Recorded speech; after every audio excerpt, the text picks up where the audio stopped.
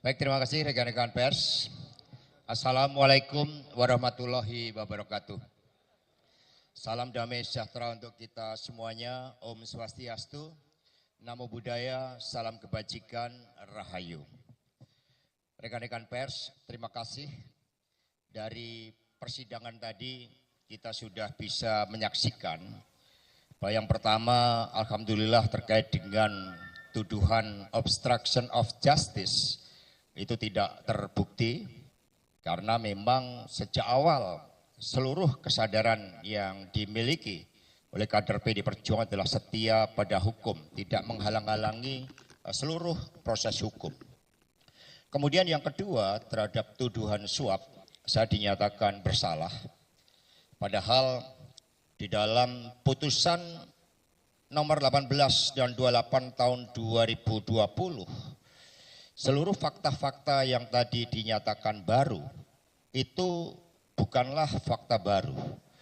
Karena sangat jelas keterangan saudara Saiful Bahri Doni Tri Istiqomah di dalam persidangan ini juga seluruh sumber dana berasal dari Harun Masiku.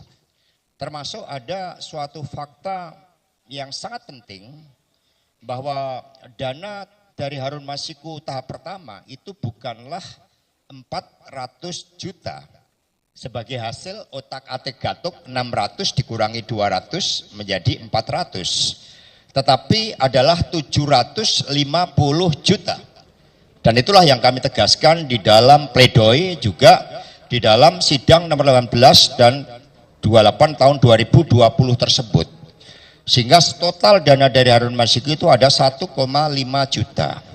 Saya menjadi korban dari komunikasi anak buah, di mana di dalam persidangan ini juga sudah menyatakan seluruh dana di bawah sumpah ya, itu berasal dari Harun Masiku. Nah sehingga meskipun proses persidangan kami junjung tinggi, lembaga peradilan tetap kami hormati, tetapi dengan adanya berbagai fakta yang masih disembunyikan tersebut, berupa aliran dana yang seharusnya adalah tahap pertama 750 juta, tapi kemudian dikatakan 400 juta, maka ini telah menyentuh aspek keadilan itu. Karena itulah tema dari pledoi kami adalah menggugat keadilan. Sehingga ini adalah realitas sebagaimana dialami oleh sahabat Tom Lembong. Bagaimana hukum telah menjadi alat kekuasaan. Karena sejak awal, bahkan beberapa hari yang lalu, saya sudah mengetahui informasi-informasi terkait angka 3,6 tahun sampai 4 tahun. Sejak bulan April. Maka saya memutuskan saat itu karena putusan yang merupakan aspek kekuasaan itu ada, tidak bisa saya hindari. Sebagaimana Tom Lembong juga tidak bisa menghindari, sebagaimana mereka-mereka mencari keadilan juga tidak bisa menghindari. Maka saya sudah mengantisipasi dengan cara apa? Saya bulan Juni kemarin sudah diterima sebagai mahasiswa S1 Hukum. Karena saya menghitung itu. Menghitung bahwa bulan April saya sudah mengetahui adanya tuntutan sekian, adanya hukuman sekian. Maka risk responnya adalah karena ini kekuasaan, saya mengambil kuliah S1 Hukum dan sudah diterima.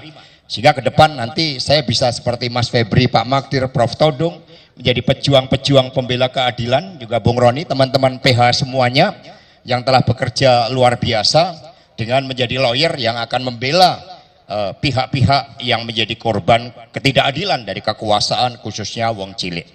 Karena itulah terhadap putusan tadi, ya saya terima dalam konteks bahwa ini adalah ketidakadilan, bahwa tema menggugat keadilan itu akan selalu relevan, apalagi ini berkaitan juga dengan agenda konsolidasi partai. Sejak awal dikatakan bahwa ada yang mau mengganggu Kongres PDI Perjuangan, mau mengawut-awut Kongres PDI Perjuangan. Karena itulah pada kesempatan ini saya mengucapkan banyak terima kasih kepada penasihat hukum yang tadi juga analisis sementara ini logika hukumnya tidak cukup kuat, sehingga tentu saja kami harus mempertimbangkan secara jernih setelah kami menerima putusannya kemudian kami akan mempertimbangkan dengan cara yang seksama dan kemudian dengan fakta-fakta hukum untuk terus berjuang di dalam menggugat keadilan itu.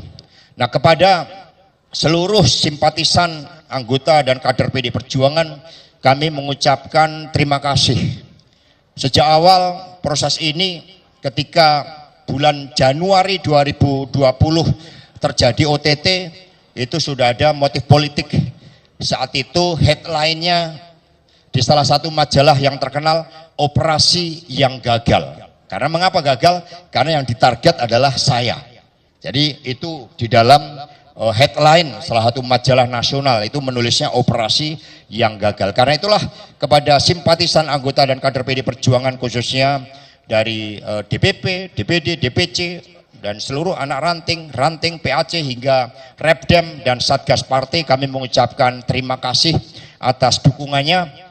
Dengan putusan ini kepala saya tegak karena kita terus akan melawan berbagai ketidakadilan itu. Kita akan menggugat keadilan agar cita-cita keadilan sosial bagi seluruh rakyat Indonesia betul-betul dapat terwujud. Jadi maju tak gentar, kita tidak boleh menyerah, dan saya akan gunakan setiap waktu, setiap detik sebagai karunia Tuhan di dalam memperjuangkan keadilan bersama dengan seluruh komponen masyarakat yang lain, karena kasus yang dikaitkan dengan saya, teman-teman pers, rakyat Indonesia boleh melihat putusan nomor 18 dan 28 tahun 2020, hal-hal terkait dengan dana 800 juta, 50 juta, 400 juta, semuanya sudah clear dan tidak ada kaitannya dengan saya, apalagi ada suatu motif. Buat apa? Keuntungan apa yang saya peroleh dengan memberikan suatu dana?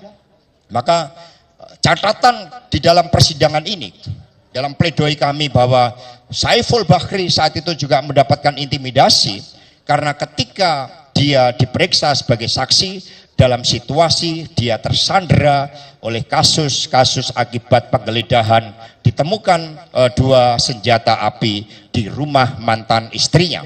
Demikian pula Wahyu Setiawan juga ditekan, diancam TPPU, tindak pidana pencucian uang. Saudara Hasyim Asyari juga diancam berkaitan dengan sewa private jet.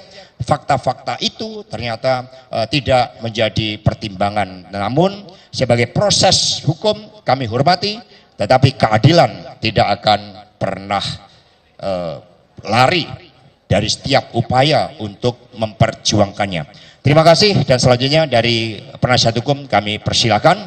Sekali lagi, jangan pernah menyerah, maju tak gentar membela keadilan. Merdeka!